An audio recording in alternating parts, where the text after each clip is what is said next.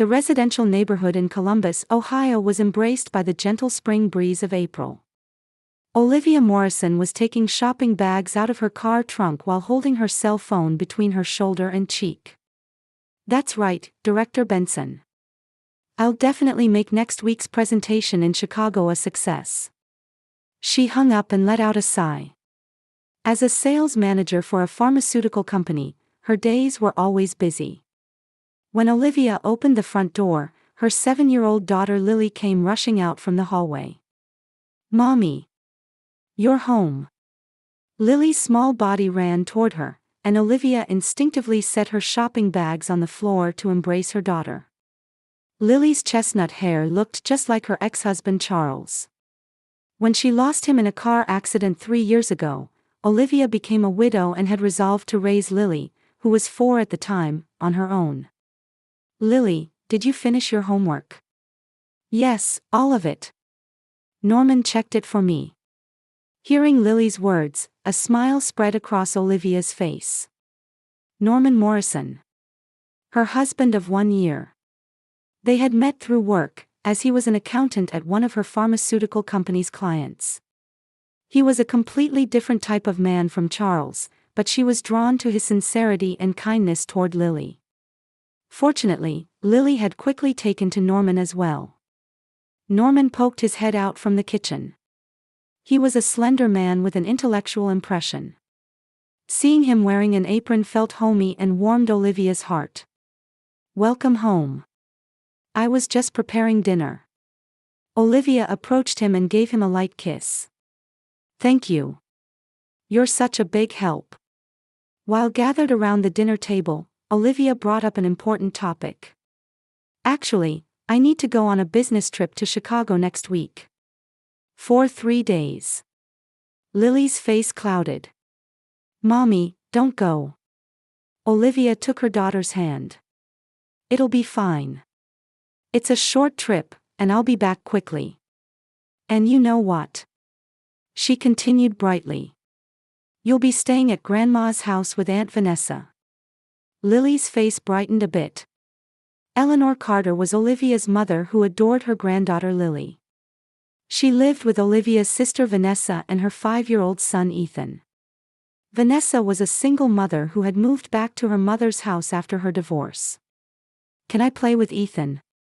Lily asked. "Of course. Grandma is looking forward to it too." Norman had been eating quietly, but now he spoke up. "I have work so I can't come every day, but I'll come visit you, Lily." "Really? Do you promise?" Lily asked, her eyes shining.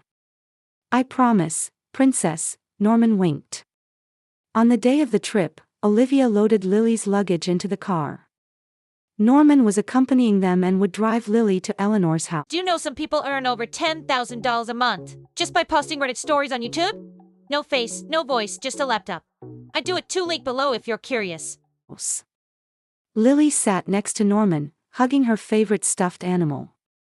Norman occasionally stroked her hair gently. Seeing this scene, Olivia felt confident she had made the right decision to marry him. When they arrived at Eleanor's house, Eleanor and Vanessa were waiting at the entrance. Eleanor's silver hair was perfectly styled as always, making her look younger than her actual age. Vanessa was dressed casually in jeans, giving off a free-spirited vibe in contrast to Olivia. "Grandma." Lily jumped out of the car and hugged Eleanor. "Lily, you've grown so much," Eleanor embraced her granddaughter. "Come on in. I've baked some delicious cookies." Olivia felt no anxiety about leaving her daughter in her mother's care. Eleanor had been a strict mother, but she was gentle with her grandchildren and treasured Lily. "Mom, please take good care of her," Olivia said as she carried the luggage into the house. "Don't worry. We'll look after her." Eleanor placed her hand on her granddaughter's shoulder. "You focus on your work." Vanessa took Lily's hand. "Lily, Ethan is playing upstairs. Want to go see him?" Lily nodded happily, and the two disappeared into the house. Olivia turned to Norman. "I have to go. It'll take time to get to the airport." All right. Be careful, Norman kissed her. I have some important business too. But as promised, I'll come visit Lily. Olivia hugged Lily one more time and whispered in her ear, I'll be back in 3 days. Be a good girl until then, okay? Yes, Mommy, Lily nodded slightly. As Olivia got into the car, she waved through the window. Lily, Eleanor, and Norman stood at the entrance seeing her off. She departed with peace of mind. The Chicago business trip was harder than Olivia had anticipated. Every time she returned to her hotel room, she called Lily. During the first 2 days, Lily cheerfully answered the phone, happily talking about playing with Ethan and the chocolate cake Eleanor had made. However, on the third night, Eleanor answered the phone and said, Lily is already asleep. It felt a bit unnatural, but Olivia thought her daughter must be tired and didn't pursue it further. The presentation was a success, and after receiving high praise from her company, Olivia headed back to Columbus in high spirits. She arrived at Eleanor's house at 3 o'clock on Thursday afternoon. I'm home. Lily, Mommy's back. As she opened the door, Eleanor came out from the kitchen. Her expression had a shadow of something difficult to say. Welcome back, Olivia. Lily seems to be a bit under the weather. What? A cold? Olivia asked as she removed her shoes. No, she doesn't have a fever. It's just that she's barely spoken since yesterday. Olivia frowned. What do you mean? Well, maybe she's just tired. Children go through phases like this sometimes. Eleanor's voice was light, suggesting there was nothing to worry about. Olivia headed to the living room. Lily was sitting on the sofa watching television. However, her eyes seemed to be looking at the screen without really seeing it. Lily, Mommy's back. Lily slowly raised her face but didn't smile. Feeling something was off, Olivia approached her daughter and stroked her hair. Are you okay? Did you have fun with Grandma and Aunt Vanessa? Lily remained silent and shook her head slightly. What's wrong? Are you feeling sick? Her daughter shook her head again. Olivia placed her hand on Lily's forehead, but there was no fever. Did something happen? Did you fight with someone?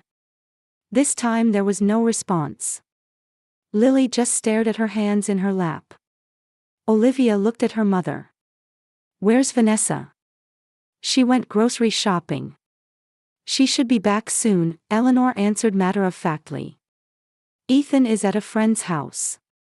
Did Norman come? To see Lily? Yes, once.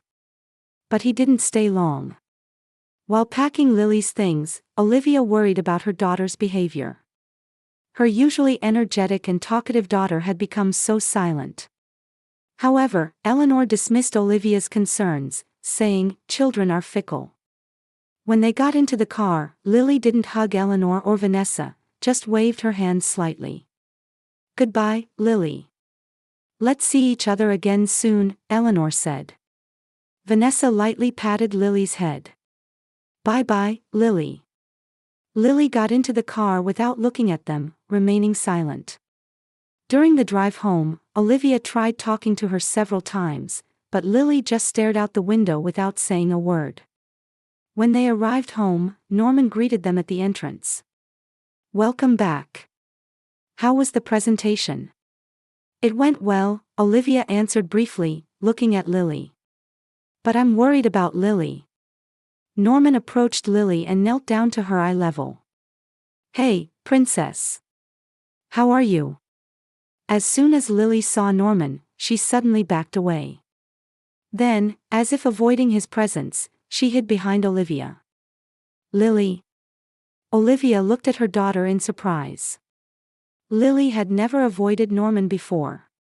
In fact, she had been fond of him. What's wrong? Norman also looked confused. I don't know. Mom said she's barely spoken since yesterday. Isn't it just attention-seeking? Norman stood up and shrugged. She probably missed you while you were gone. Olivia frowned. Her daughter's behavior didn't seem like mere attention-seeking. There was something like fear in her eyes. "Lily, are you hungry? Would you like something to eat?" Lily nodded slightly but still didn't speak. That night, Lily fell asleep without saying a word. Olivia sat beside her daughter's bed, listening to her breathing and trying to make sense of the situation. The next morning, nothing had changed. Lily only shook her head or nodded, refusing to speak. She refused to go to school, so Olivia took the day off work to stay home with her daughter. Before leaving for work, Norman said, "You're overthinking this. Kids sometimes act like this to get attention," and left the house. But anxiety was spreading in Olivia's chest. By the weekend, Lily's condition hadn't improved. Even when Olivia asked, "What's wrong? Did someone do something to you?" Lily just silently shook her head. When Norman approached, Lily would leave the room or hide behind Olivia. This behavior started to irritate Norman, who complained, "I haven't done anything wrong." On Monday, Olivia called the pediatrician and made an emergency appointment. The doctor carefully examined Lily and found no physical problems, but concerned about her mental state, referred her to Dr. Finch, a child psychiatrist. "It might be selective mutism. It can be triggered by some kind of psychological trauma," the doctor explained. The first appointment with Dr. Finch was set for the next day. Olivia explained the situation in detail to her husband. "A psychiatrist? Is that really necessary?" Norman frowned. "You're overthinking this. Kids sometimes act strangely." "She hasn't spoken for a week, Norman." Olivia's voice was strong and determined. Something must have happened. As her mother, I can't ignore this." Norman closed his mouth and furrowed his brow. "Fine. I'll follow your judgment." That night, after Lily fell asleep, Olivia cried in bed. She was desperately trying to figure out what had happened to her daughter and how she could help her. Norman was breathing heavily beside her, but even his presence felt distant to Olivia. The next day, in Dr. Finch's office, Lily maintained her silence even to the doctor's questions. However, when the doctor gave her paper and colored pencils, Lily immediately began drawing. It seemed like a kind of release. "Let's try art therapy," Dr. Finch explained to Olivia. "Sometimes children express in drawings what they cannot express in words. This will be the first step in building trust with her." After returning home, Olivia prepared paper and colored pencils for Lily. Lily silently began to draw. Watching her, Olivia noticed that her small lips sometimes trembled. She seemed scared, remembering something. The second appointment with Dr. Finch was set for Thursday afternoon. Olivia accompanied Lily and sat nervously in the waiting room. Lily quietly played with a doll on her lap. Her daughter hadn't spoken a word for almost a week. Olivia couldn't sleep at night due to this situation. Her cheeks were gaunt, and she had dark circles under her eyes. "Mrs. Morrison, please come in," a nurse guided them to the examination room. Dr. Finch was a woman in her mid-50s with a kind smile and keen observational eyes. She gave Lily colored pencils and paper and gently said, "Would you like to draw something you like?" Lily silently nodded and began drawing. "Now, let's talk with your mother," the doctor turned to Olivia. "How is she at home?" Olivia shrugged. "No change. She still won't speak and avoids my husband. She has an appetite but rarely smiles. And school? I've kept her home. It doesn't seem right to send her like this." Dr. Finch nodded understandingly. "That's the right decision. Lily needs a safe environment and support right now." The doctor continued in a low voice, "After our last session, I analyzed several drawings that Lily made. And I noticed the same pattern appearing repeatedly." Olivia leaned forward tensely. "What do you mean?" "Just a moment, please." Dr. Finch stood up and took some papers from a nearby file cabinet. Lily was still silently drawing, but she looked up for a moment when she noticed the doctor's movement. There was fear in her eyes. "Mrs. Morrison, could you come over here?" The doctor invited Olivia to the corner of the room.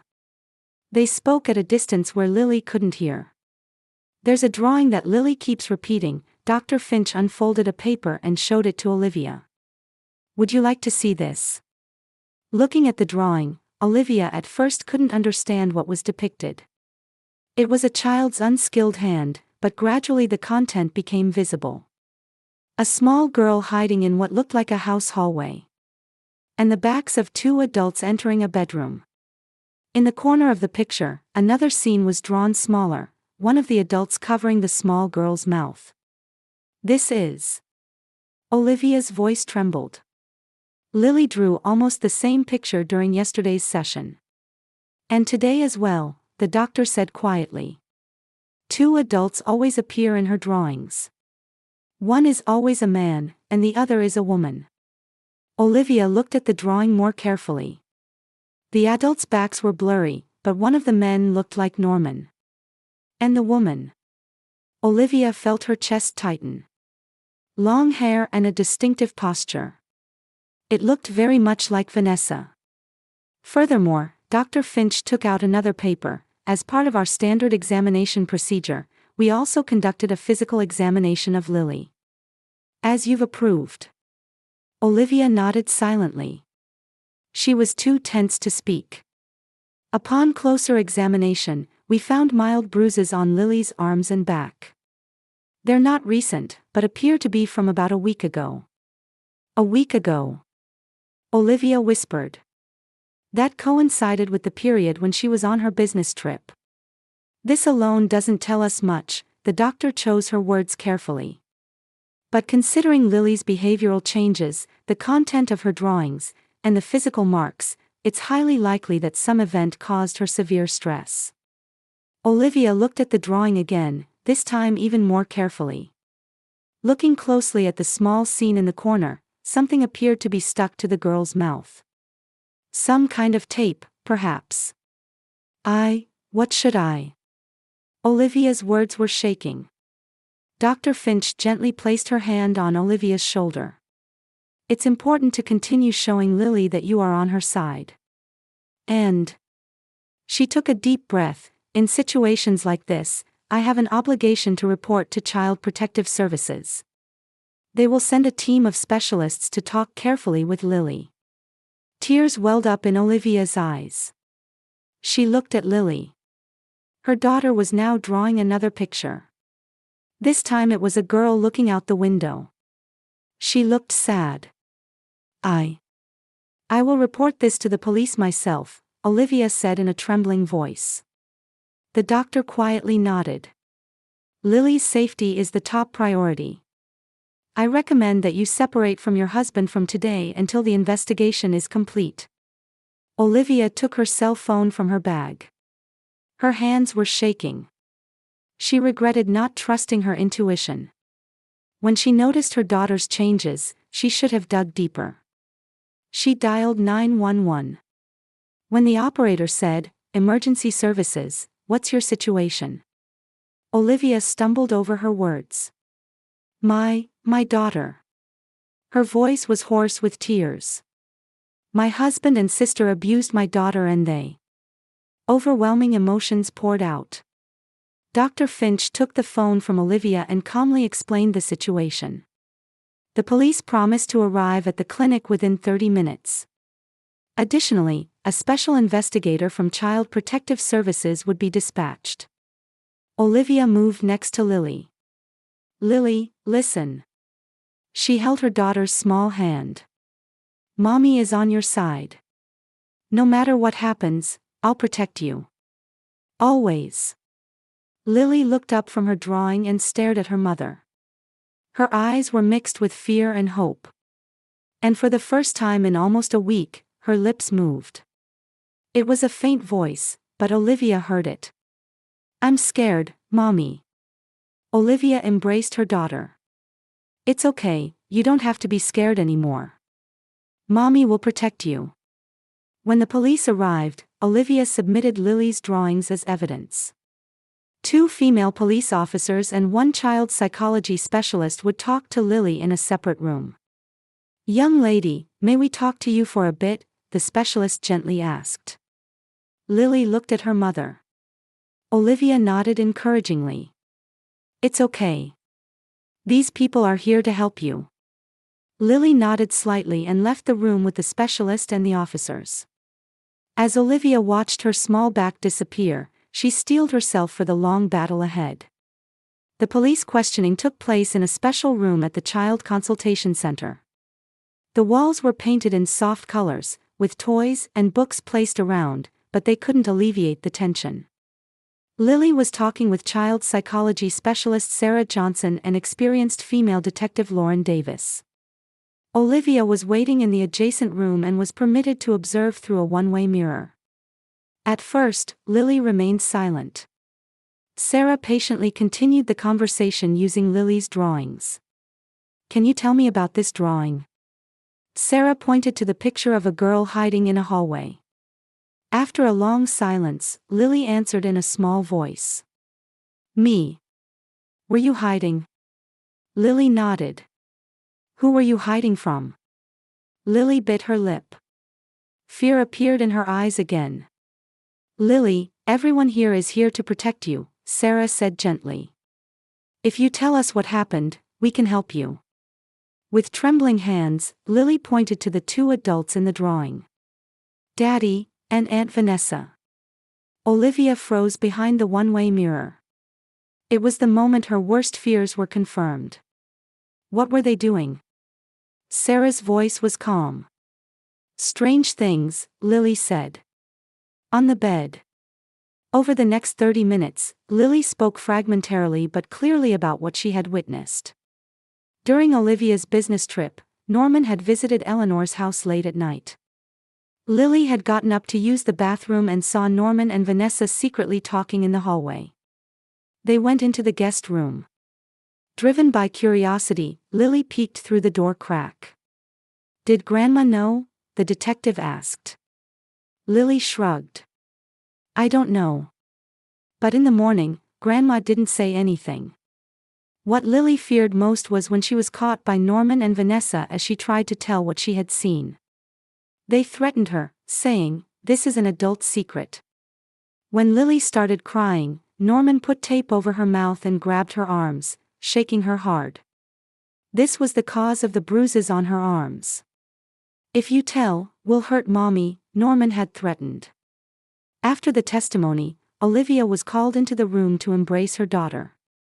She cried and apologized repeatedly to Lily. "I'm sorry, I didn't notice. I couldn't protect you." That night, Olivia and Lily stayed at a hotel arranged by the police. Norman had been called to the police station for questioning. The next morning, Detective Davis visited the hotel and reported on the investigation's progress. First, records from Vanessa's cell phone revealed hundreds of messages exchanged between her and Norman. The relationship seemed to have continued since before Olivia and Norman's marriage. "So they were involved even before I married him?" Olivia asked in disbelief. "It appears so," the detective quietly answered. "From the content of the messages, it's possible that Norman chose to marry you for financial reasons." Olivia felt her chest tighten. She held a high position at the pharmaceutical company with a stable income. Meanwhile, Norman's accounting firm was small, and his income was less than half of hers. "What about Eleanor?" Olivia asked in a trembling voice. "She is also being questioned." At this point, she claims she didn't know about their relationship, but evidence suggests she may have been partially aware. But she must have noticed that Lily changed. Why didn't she say anything? The detective sighed. "She says she thought children sometimes behave strangely. However, she was choosing her words. According to Lily's testimony, Eleanor told her not to get involved in adult matters." Olivia's expression hardened. She remembered her mother's words, "Children are fickle." Had Eleanor been hiding something at that time? A few days later, Child Protective Services investigator Judith Clark met with Olivia. In the current situation, I strongly recommend that you take sole custody of Lily, she said. Regarding Norman Morrison, he is likely to be charged with child abuse and intimidation. Vanessa Carter will also likely be charged as an accomplice. Olivia nodded silently. She had already contacted a divorce lawyer. Going forward, Judith continued, Lily will need to continue specialized counseling. Her safety and recovery are the top priorities. Of course, Olivia said. I'll do anything. Just. She choked on her words. Why didn't I notice? That those two. Judith gently reached out. Don't blame yourself. Perpetrators are skilled at hiding. Betrayal from those you trust is especially hard to imagine. A month later, the initial trial for Norman and Vanessa was held in court. Both denied the charges, claiming it was discipline and that the child misunderstood an adult issue. However, Lily's drawings, physical evidence, and expert testimony were compelling. During the trial, Olivia couldn't directly look at Norman and Vanessa. She had loved and trusted these two people. Especially Norman, whom she thought would give her security and stability after Charles's death. The pain of that illusion crumbling was indescribable. Mrs. Morrison, you experienced a double betrayal, the judge said. But your courage and determination saved your daughter. The court granted Olivia full custody and denied Norman any visitation rights. Norman was sentenced to 5 years imprisonment for child abuse and intimidation. Vanessa received a suspended sentence and was ordered to perform community service. For Eleanor, charges were not filed due to insufficient evidence, but her visitation with Lily was only permitted under court supervision. As she left the courtroom, Olivia firmly held Lily's hand. This is just the real beginning, she told her daughter. Let's start a new life, just the two of us. Lily smiled slightly. It was weak, but to Olivia, it was a ray of hope. 3 months later, Olivia had submitted a transfer request to her company boss. I need a fresh start, she explained. Fortunately, considering her performance and situation, a transfer to the San Diego branch on the West Coast was approved. Lily, what do you think? Living in a city where we can see the ocean, Olivia asked her daughter the night she received the transfer news. Ocean, sounds nice, Lily smiled slightly.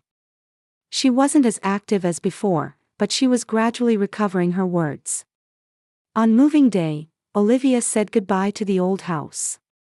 There were happy memories here, but now it was marked with memories of pain and betrayal. While packing, she donated all of Norman's belongings. She also disposed of photos with him. Only one family photo from their wedding day remained, tucked away in a drawer. For when Lily grew up and asked. The new life in San Diego healed them more than imagined. The scent of the sea in the wind, the mild climate, and an environment where no one knew their past. It was a fitting place for a new beginning. Lily began attending a local elementary school and continued sessions twice a week with child psychology specialist Gina Rodriguez. She's recovering bit by bit, Gina reported to Olivia. Drawing has become her way of expression, and it plays an important role in her healing process. Olivia herself joined a mother's support group and confronted her feelings of self-blame. I kept thinking it was my fault for not protecting my daughter, Olivia confessed within the group. Group leader Martha quietly placed her hand on her shoulder. You are a victim, and now your daughter's greatest protector. Instead of blaming yourself, find hope in the days ahead. Those words became a turning point in Olivia's heart. One day, a letter arrived from Eleanor. It contained words of apology and a wish to meet just once. Olivia hesitated but, after consulting with the psychological counselor and respecting Lily's opinion, allowed a short meeting in a supervised environment. At the meeting place, Eleanor, now old and frail, offered sincere apologies to her granddaughter and daughter. Your happiness is the best atonement, she said tearfully. Time passed, and 2 years after the trial, Lily won a school art contest. Her drawing was a seaside scene painted in bright colors, with two figures standing hand in hand. "This is me and Mommy," Lily explained proudly. Olivia embraced her daughter with emotion. She herself had changed. She had joined a support organization for child abuse survivors and their families, and eventually started her own blog, Bonds of Truth, to help parents and children in similar situations. One night before bed, Lily asked her mother, "Mommy, what is a real family? Grandma and Aunt Vanessa and Daddy were family too, but why did they hurt us?" Stroking her daughter's hair gently, Olivia answered, "A real family isn't just about blood ties. It's about protecting each other, valuing truth, and never hurting one another. Love and respect are what make a real family." "Then we're a real family," Lily smiled, and Olivia nodded with a smile. "Yes, forever." In the hallway of their new home hung Lily's drawing. A mother and daughter standing hand in hand, smiling under the bright sun. It was the very image of the two of them, overcoming the dark shadows of the past and walking toward the light.